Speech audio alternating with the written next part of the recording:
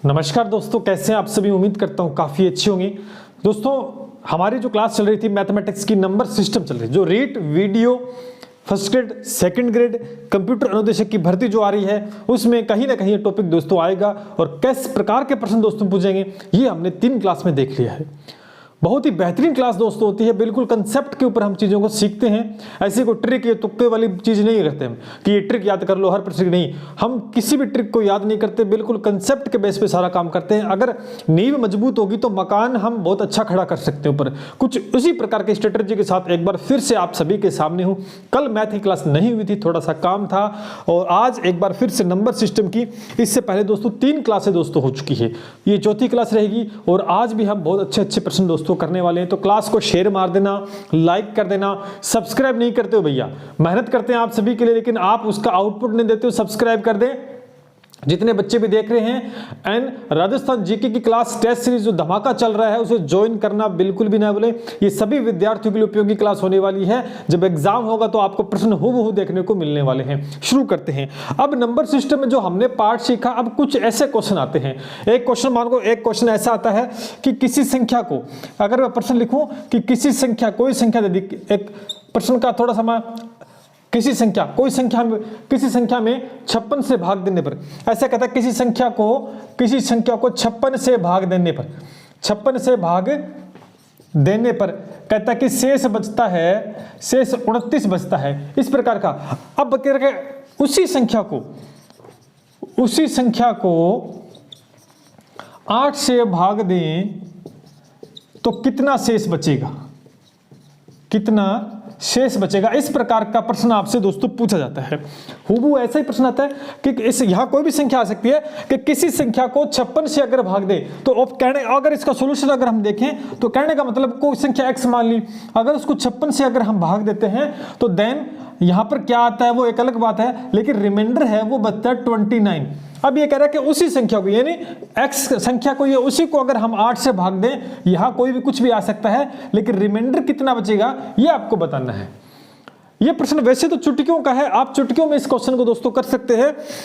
यानी पहले तो इस प्रश्न का आंसर तभी आप निकाल पाते हो कि x का वैल्यू अपने को बताओ, लेकिन ऐसा करने की कतई आवश्यकता नहीं है। जब भी आपको इस प्रकार का प्रश्न देखने को मिले, किसी संख्या को 56 से भाग देने पर इतना शेष बचता है और उसी संख्या को इस संख्या से भाग दे कितना शेष बचेगा, तो यहां पर जो शेष फल बचा है उसी को डिवाइड कर देंगे इससे, यानी इसको डिवाइड कर देंगे 8 से, तो जो भी उत्तर आएगा वो यहां पर रिमाइंडर आ जाएगा, शेष फल आ जाएगा। देखिए अगर 29 को भाग दे तो कितना आएगा, 8 चौके 32 हो गए हैं, 8 तिये 24, तो यानी कितना शेष बच गया, 5 शेष फल बच गए। यहां पर अगर 29 को भाग देते हैं 8 से तो 8 तिये 24 होते हैं, 5 शेष फल बच गया, और ये सीधा सीधा कितना शेष बचेगा, ये सीधा उत्तर आ गया। अब कैसे आया, क्यों, ये करने की आवश्यकता नहीं है, क्योंकि एग्जाम के अंदर आपकी अप्रोच क्या होती है, आप कितने कम समय में आंसर निकाल पाते हैं, ये सबसे बेटर है।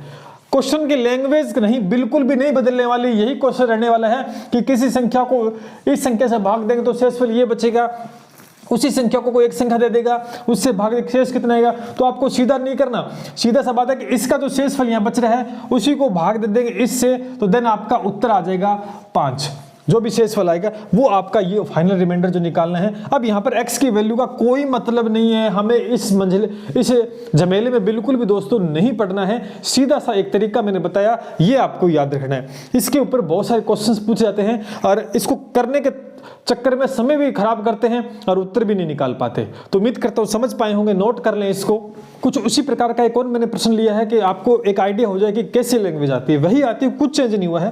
कह रहे कि यदि किसी संख्या को 221 से विभाजित करते हैं तो 64 शेषफल बचता है। कह रहा कि यदि उसी संख्या को 13 से विभाजित करें तो कितना बचेगा, कितना बचेगा भैया, सीधी सी बात है, अपने को कुछ नहीं करना, अपने को 2 संख्या से मतलब रखना है, इसके शेषफल से और इससे भाग दे देंगे, सीधा सा उत्तर है, आपको भाग दे देना है। 13 चौके 52 होते हैं, 4 बार चला जाएगा और 52 और बच गया 8 और 12 शेषफल बच गया, रिमाइंडर कितना बच गया, 12 शेषफल। ये आपका उत्तर दोस्तों आ चुका है। ठीक है, ये आपका उत्तर आ चुका है। यानी यही हमें बताना है, इस संख्या का कोई मतलब यहाँ पर नहीं रह जाता है, हमें ऐसी कोई संख्या दोस्तों निकालनी भी नहीं है। सीधा सा मैंने तरीका बताया कि इस प्रकार की लैंग्वेज आपको देखने को मिले प्रश्न के अंदर, तो सीधा इसका जो शेषफल है उसको डिवाइड कर देना इस संख्या से, आपका फाइनल जो उत्तर पूछा जा रहा है कि कितना शेषफल बचेगा वो आपके सामने होगा। बताओ कैसा लगा। यानी मैथ के अंदर बिल्कुल भी कहीं कोई दिक्कत नहीं आती है। कुछ ऐसी चीजें होती हैं जो आपको छोटी छोटी चीजें करनी चाहिए। हम रटाफिकेशन में चलते हैं, चीज़ों को बार बार रटते हैं, कोई ट्रिक रटते हैं, कोई फलाना मतलब देखते नहीं हैं, फिर भी इजी क्वेश्चंस हम देख के वो करे आते हैं, गलत करे आते हैं कि भी मुझे आता था मैं कर देता, और टाइम वेस्ट करना कि बस पता है कि ये क्वेश्चन 1 सेकंड का था लेकिन इसमें हमने x की वैल्यू निकालने में टाइम वेस्ट कर दिया। क्यों? क्योंकि आपकी गलती नहीं है इसमें, क्योंकि आपको सिखाया कुछ इस प्रकार से जाता है कोचिंग संस्थान के अंदर कि भाई ये पढ़ लो आप और कर लो, और कुछ नहीं होता। मुझसे लगातार जुड़े रहिएगा, मैथमेटिक्स के अंदर बिल्कुल जीरो से हीरो बना देंगे। चलिए दोस्तों, एक और नया टाइप का क्वेश्चन आपके साथ डिस्कस करता हूं। शायद आपने नहीं किया होगा ऐसा क्वेश्चन, लेकिन इस प्रकार का प्रश्न नंबर सिस्टम में पूछा जा सकता है आपसे कि शून्यों की संख्या निकालना है। शून्य का मतलब जीरो कितने हैं, ये जीरो का मतलब ये जीरो, समझ गए ना, ये जीरो कितने हैं इनकी संख्या निकालना। कैसा प्रश्न बन सकता है? कुछ इस प्रकार का प्रश्न देखने को मिलेगा, आपसे कहेगा कि कितने शून्य की संख्या, यानी जीरो कितने हैं इसमें। अब आपको मेरे को एक बात बताओ, जीरो कब आते हैं? जीरो कब आएगा? कॉमन सी बात है, इस प्रश्न को छोड़ दो, ये तो मैंने लिखा है, पहले इसका कंसेप्ट सीखो आप कि फॉर एग्जांपल अगर हमें ये देता कि 2 इंटू में 5, तो आप अब इसमें हम जीरो बताते तो 5 2 10, जीरो कितने हैं इसमें? 1, तो हमारा उत्तर क्या होता? 1। बात समझ में आ गई? अगर हमें ये देता 4 इंटू में 25, तो अब हम करते तो 25 चौके 100, यानी ये कितने जीरो हैं? 2 जीरो हैं। लेकिन अब ध्यान रखो, ये जीरो कब बना? तो 2 और 5 का मल्टीपल करेंगे तो ही जीरो आ रहे हैं। कोई और संख्या ऐसी है जिसका मल्टीपल करें? देखो, ऐसी संख्या 2 और 5 जिसके अंदर कॉमन कुछ नहीं आ रहा, वही संख्या लेनी है, तभी जीरो निकाल पाएंगे। अब इस 4 को मैं 2 की पावर 2 लिख सकता हूं ना? बिल्कुल लिख सकते हैं। और इस 5 की पावर को मैं 25 को 5 की पावर 2 लिख सकता हूं। तो आप देख सकते हैं कि 2 कितनी बार आया? 2 बार। 5 कितनी बार आया? 2 बार। तो यहां पर 2 एक बार आया, यहां 5 एक बार आया, इसका मतलब 0 एक बार आया। यहां 2 बार आया, यहां 5 2 बार आया, तो इसका मतलब जीरो की संख्या 2 आ गई है। बात समझ में आ रही है ना आपकी? बिल्कुल, कि हमें हमेशा जब भी जीरो की संख्या निकालनी है तो कोई भी संख्या दे उसको 5 इंटू 2 में तोड़ना होगा। 5 इंटू 2 में तोड़ना होगा, तभी हम जीरो की संख्या दोस्तों बता पाएंगे, जिस प्रकार से इस प्रश्न को हमने किया है। पास में आ गई? अब छोटी संख्या थी तब तो आपने मल्टीपल करके देख लिया। क्या इतना बड़ा पॉसिबल है मल्टीपल करना? बिल्कुल भी मल्टीपल करना इतना बड़ा पॉसिबल दोस्तों नहीं है। तो चलिए इसको मैं इरेज करता हूं और इसको हम समझाते हैं आपके सामने। चलिए अब इस प्रश्न को देखो कैसे करते हैं। देखिए, अब ये है 24 है, इंटू में 15 है, इंटू में 18 है, इंटू में 20 है। अब पहले अगर इसको तोड़ूं मैं 2 और 5 के फॉर्म में, तो ये 2 2 4, 4 2 8, 8 3 24, ज्यादा हो गया। तो ये 2 की पावर 3 कर दूं, 2 की पावर 3 कर दूं मैं कि 2 2 4, 4 2 8 और 8 3 कितने होते हैं? 24। बताओ, क्योंकि ये 24 है, ये 2 इंटू 5 में नहीं टूट रहा, लेकिन कहीं ना कहीं हमें 2 तो निकल सकता है। 24 है, आप देख सकते हैं कि 24 को हम 5 इंटू 2 में नहीं तोड़ सकते, ऐसा कोई मल्टीपल नहीं है कि टूट जाएगी, ठीक है। अब आप देखो, अब आप देख सकते हो कि मैंने इसको इस फॉर्म में तोड़ लिया, क्योंकि मुझे 2 तो रखना ही रखना है, 3 का कोई काम नहीं है, क्योंकि हमें 2 और 5 चाहिए। अगर मैं इसको तोड़ूंगा तो दोस्तों ये 3 गुणा और 5 में टूट सकता है, ये 2 में नहीं, लेकिन कम से कम 5 तो आ गया, 3 का कोई काम नहीं है अपना। अगर मैं इसको तोड़ूं तो ये किस में टूटेगा? एक तो हमें 2 चाहिए, है ना, बिल्कुल 2 चाहिए, और यहां पर 3 की पावर में अगर 2 करूँ तो कोई फर्क पड़ेगा कि 3 3 9 9 2 18। अब यहाँ पर यही आएगा, इसकी जगह 5 नहीं आ सकता, क्यों? 5 में टूट ही नहीं, 18 टूटेगा नहीं 2 और 5 में। तो कहने का मतलब कहीं ना कहीं आपको 2 रखना है। देखो कोई संख्या है वो 2 और 5 में टूटती तो अच्छी बात है, नहीं तो 2 या तो 2 आएगा या 5 आएगा, इस तरीके से मैं करना है। अब देखो अगर इसको मैं तोड़ूं तो ये 2 गुणा में 2 की पावर 2 गुणा में 5 में टूट जाएगा, क्योंकि 2 की पावर 2 होती है वो 4 होती है, 4 5 कितने होते हैं? 20 होते हैं। अब बात समझ में आ गई ना आपके? चलिए अब टोटल हमें काम 2 से है और 5 से है, तो टोटल 2 की पावर कितनी है? 3 4 5 6, कितनी है? 6 है, बिल्कुल बात सही है। गुणा में हमें 5 की पावर और निकालनी है, 5 की पावर 1 और 2 है। अब मेरी बात बताओ यहाँ पर कि हमने सीखा था कि 5 गुणा में 2 बराबर 10 होता है, यानी 5 एक बार आया, 2 एक बार आया, तो यानी 1 0 आ गया। अब 5 की पावर 2 होती है, 2 की पावर 2 होती है, तो हम कहते हैं 0 2 2 0 आ जाएंगे। सेम इसी प्रकार से आप देखो कि 5 कितनी बार है? 2 बार है, यहाँ 2 6 बार है, तो इसका मतलब है कि यहाँ पर कॉमन 2 ही आ रहा है। कॉमन कितना आ रहा है? कॉमन जो पावर है पावर 2 ही आ रही है, इसका मतलब कितने 0 आएंगे आप देख सकते हैं। देखो 2 आ रही है, 2 इसके लेंगे तो 0 कितने आएंगे? 2। तो इसका मतलब है कि 0 कितने आएंगे? शून्य कितने आएंगे? 2। तो ये आपका फाइनल उत्तर दोस्तों हो गया है। कुछ इस प्रकार से आपको करना है, हमें 2 और 5 की फॉर्म में दोस्तों उसको तोड़ना होगा। एक नया टाइप का क्वेश्चन मैंने आपके साथ डिस्कस किया जो बड़ी परीक्षाओं में देखने को मिल सकता है और आपके भी दोस्तों आने वाला है पेपर के अंदर। आपने देखा कि शून्य की संख्या कैसे निकालते हैं, 2 और 5 के अंदर हमें उसे तोड़ना होगा। नोट कर लें, आगे बढ़ते हैं। अगला प्रश्न देखते हैं, कुछ उसी प्रकार का क्वेश्चन है कि शून्य की संख्या निकालनी। अब ये क्वेश्चन पेपर में आ गया ना तो भैया आप तो नहीं कर पाओगे अगर आपने कंसेप्ट नहीं सीखा है। अगर प्रश्न क्या है कि प्रथम 1000 अभाज्य यानी पहली 1000 अभाज्य संख्या को गुणा करते हैं तो शून्य की संख्या कितनी होगी। अगर ये ऐसा प्रश्न देखो तो भी दिमाग घूम जाएगा, अरे ऐसे कैसे करें कि प्रथम पहले तो अभाज्य संख्या किसी को नहीं पता थी। अगर सीखनी है तो हमने इससे पहले क्लास ली थी जिसमें अभाज्य संख्याओं के बारे में दोस्तों हमने डिस्कशन कर लिया था, ठीक है, वो आप देख सकते हैं। अब ये क्वेश्चन बिल्कुल चुटकियों का है, हम सेकंडों में इस क्वेश्चन को दोस्तों कर सकते हैं, सेकंडों में अगर कंसेप्ट सीखा है। मैंने अभी बताया कि शून्य की संख्या निकालनी है तो हमें 2 और 5 चाहिए। 2 और 5 जितने 2 और 5 की संख्या होगी ना उतने ही 0 बनेंगे। अब देखो पावर 1 1 है तो 1 0 आएगा, 2 2 होगी तो 2 0, 3 3 होगी तो 3 0। बात समझ में आ गई। अब देखिए कि ये कह रहा है कि प्रथम पहली 1000 है तो अभाज्य संख्या पहली अभाज्य संख्या कौन सी होती है? 2 होती है। गुणा करना है, फिर कौन सी होती है? 3 होती है, फिर कौन सी होती है? 5 होती है। इस प्रकार चलेगा आगे, है ना। अब एक बात तो समझो कि हमें क्या चाहिए? 2 चाहिए। क्या चाहिए? 2। तो यानी अभाज्य संख्याओं में अगर आप देखोगे कितनी संख्या चली जाना, ये जो 2 है ये एक ही बार आएगा, एक बार ही आता है। अभाज्य संख्याओं में एक ही बार आता है। अब ये जब एक बार 2 आएगा तो आगे संख्याएं लिखने का कोई मतलब ही नहीं है, क्योंकि पता लग गया कि 2 की पावर 1 ही अभाज्य संख्या कितने आगे लिखना, 2 एक बार ही आता है। अभाज्य संख्याओं का मतलब समझते हो ना, जो डिवाइड नहीं होती आगे। अब ये 2 जब एक ही बार आता है, अब इसका मतलब 5 कितनी बार आए, क्या फर्क पड़ता है, क्योंकि 2 की पावर यहां तो 1 बन गई है, तो इसका मतलब 2 की पावर 1 बन गई है तो 5 भी तो एक ही बार काउंट होगा, क्योंकि कॉमन फिर 1 ही आ रही पावर। इसका मतलब 0 कितने आएंगे? 1 0 आएगा।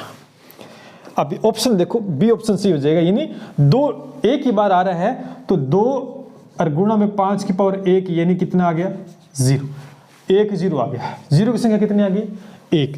तो बी ऑप्शन दोस्तों आपका सही हो जाएगा। चुटकियों का खेल था, सिर्फ कंसेप्ट समझना था, कंसेप्ट ही समझना था।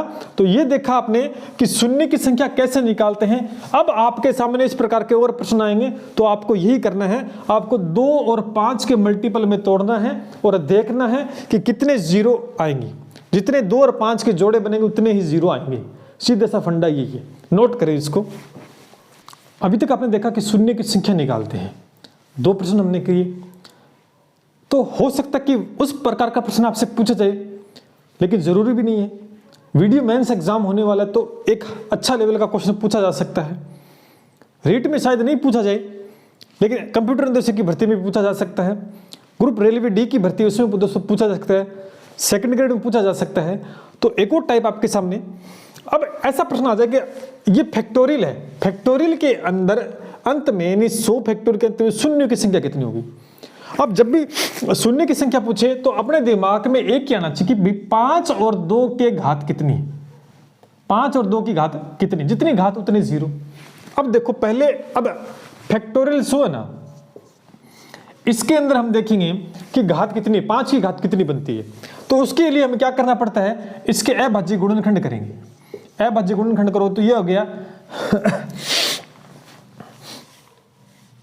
ये हो गया, अच्छा 5 के करना ना, तो अगर आप देखो इसके अंदर सीधा सीधा भाग जाएगा 2 और 20, 20 5 कितने 100 होते हैं, फिर 5 का जाएगा 4, ठीक है। अब आगे नहीं जाएगा, ये जो चीज होती है ये घातें होती है, ये क्या आ गई दोस्तों घात। इसका मतलब ये 5 की कितनी घात आ गई 24। देखो घात निकालने की 100 में 5 की घात कितनी होती है 24, ठीक है। 5 की घात 24 आ गई, 20 और 4 24। इसी प्रकार से हम 2 का देखें। अब आपको मुझे लगता है कहीं ना कहीं ये भी दिमाग में आपने पहली बार देखा हो कि सर ऐसे कैसे घात आ गई ना, तो यही तो कहता हूं कि मेरे पास अगर आप पढ़ने आते हो तो आपको कुछ ना कुछ नया देखने को मिलेगा, यूनिक और बहुत इफेक्टिव चीज देखने को मिलेगी। जब भी घात निकालनी होती है कि 5 की इसमें कितनी घात हो, उसको अभाज्य गुणनखंड कर दो और अंतिम ऊपर वाली संख्या को छोड़कर नीचे सारी जोड़ दोगे तो वो घात के रूप में मानी जाती है। तो 5 की घात 24। अगर यहाँ से ये देखें 100, तो 50 दुए 100, 25 दुए 50, 200 ना, हाँ 50 दुए 100, 25 दो, अब 2 का नहीं जाता, अब 2 का जाएगा मेरे हिसाब से है ना, 2 का जाएगा 12 दुए 24, फिर 2 का जाएगा 6 दुए 12, फिर 2 का जाएगा 3 दुए 6, फिर 2 का जाएगा 1। अब कितना हो गया देखो, आप अगर जोड़ते हैं देखो 5 और 2 10, सॉरी गलत हो गया, 5 और 2 7, 7 और 6 कितने 6 6 12 13, और 13 और 4 कितने हो गए 17। यानी कहने का मतलब अगर इनको जोड़ते हो आप तो ये 97 बनती है, तो ये घात हो गई। अब 2 की घात कितनी होगी 100 के अंदर, आपको 2 की घात होगी 97। अब कॉमन कितने आ रहा है, यहाँ 24 है 97, तो कॉमन तो 24 आएगा, यहाँ से 24 कॉमन ले सकते हैं घात में, तो यानी कॉमन है वो 24 आ रहा है, तो जीरो कितने आएंगे, जीरो की संख्या कितनी 24। और ऑप्शन देखेंगे तो पहला ही दोस्तों ऑप्शन सही हो जाएगा, क्योंकि 5 और 2 के जो मल्टीपल हैं वो 24 है कॉमन में, घात के रूप में 24 को। मैंने कहा जितनी पावर बनती है, 1 पावर है तो 1 जीरो, 2 पावर है तो 2 जीरो, 3 पावर है 3 जीरो, 4 तो 24 है तो 24 जीरो। आप देख सकते हैं 24 यहाँ 24 को मिल लेंगे 24 जीरो, पहला ऑप्शन आपका सही हो जाएगा। बताओ मजा आ रहा है कि नहीं आ रहा। यानी ऐसे ऐसे क्वेश्चन आपको देखने को मिले, ऐसी ऐसी चीजें यहाँ देखने को मिलेगी शायद पहले आपने नहीं पढ़ी होंगी। तो लाइक कर दे भाई, इस बात पे शेयर कर दे। चलिए आगे बढ़ते हैं दोस्तों। हमने सीखा शून्य निकालना, और अभी कुछ एक नई चीज मैंने आपको दिखाई कि ये घात होती है, तो मुझे पता आपके दिमाग में ये आ गया कि सर ये कैसे होता है। फिर आप कमेंट करोगे सर ये कैसे किया, क्या किया है ना। तो पहले आपकी समस्या का समाधान कर देता हूं। मैं 2 प्रश्न समझाता हूं कि 8 में फैक्टोरियल 8 में 2 की अधिकतम घात कितनी होगी, और 125 फैक्टोरियल में 5 की अधिकतम घात। 2 प्रश्न मैंने लिए, ठीक है। अभी समझा देता हूं आपको टेक्निक कि अधिकतम घात कितनी होगी, ये बतानी है आपको। देखो दोस्तों कि फैक्टोरियल 8 का मतलब क्या होता है, इसका मतलब ये होता है कि 1 into 2 into 3 into 4 into 5 into 6 into 7 into 8 into, इन सबका मल्टीपल होता है, इन सबका मल्टीपल होता है, ये आप सभी जानते हैं बहुत अच्छे से। लेकिन हमें बताने कि 2 की अधिकतम घात इसमें कितनी है, तो सीधा सा अभाज्य गुणनखंड दोस्तों आपको करने हैं 8 के। तो 2 का जाएगा 2 दुए कितने 4 और 3 दुए 6 होते हैं 3 दुए सॉरी 4 बार जाएगा, 4 दुए 8, फिर 2 का जाएगा 2 दुए 4, फिर 2 का जाएगा 1। अब अधिकतम घात जब भी पूछे तो ऊपर वाली संख्या इसको छोड़ दो, बाकी जितनी भी जो संख्या आ गई है इनको आप ऐड कर दो। ये 4 और 2 6 और 1 7, तो 2 की पावर ये कितनी हो गई है 7। तो अधिकतम 2 की घात कितनी आ गई है 7। ऐसे आपको करना है। अब एक और बता देता हूं, आपने एक नया प्रश्न सीख लिया है कि अधिकतम घात कैसे निकालते फैक्टोरियल के अंदर, है ना ये एक नया क्वेश्चन आपने सीखा। ऐसा भी प्रश्न आपसे पूछा जा सकता है। सेम इसमें मैं अगर करता हूं तो 125 5, तो 25 5 125 होते हैं, फिर 5 का 5 5 25 होते हैं, फिर 5 का 1। अब इसको जोड़ो 5 5 25 5 30 और 1 31, यानी 5 की पावर आ गई है 31। तो देखो सीधा सा है कि अधिकतम घात निकालने इस प्रकार से आपने सीख लिया होगा मेरे हिसाब से। बताओ नई चीज सीखने को मिली कि नहीं मिली, ठीक है। क्या ऐसा क्वेश्चन पहले आपने कभी किया था? नहीं किया होगा मेरे हिसाब से, है ना। आपने ऊपरी स्तर का पढ़ा होगा नंबर सिस्टम में, लेकिन ये भी एक नंबर सिस्टम का दोस्तों एक पार्ट होता है। ठीक है, चलिए नोट करें इसको। तो ये लीजिए दोस्तों, 2 क्वेश्चन मैंने आपके सामने और रख दिए हैं। ठीक है, अभी फैक्टोरियल वाला सीख लिया था आपने, और इस प्रकार से भी आपने सीख लिया। अब मैंने इनटू में एक फैक्टोरियल और दे दिया, शून्य की संख्या बतानी है इसमें, और इसके अंदर भी आपको शून्य की संख्या बतानी है। और ये दोनों के दोनों क्वेश्चन सिर्फ आपके लिए है।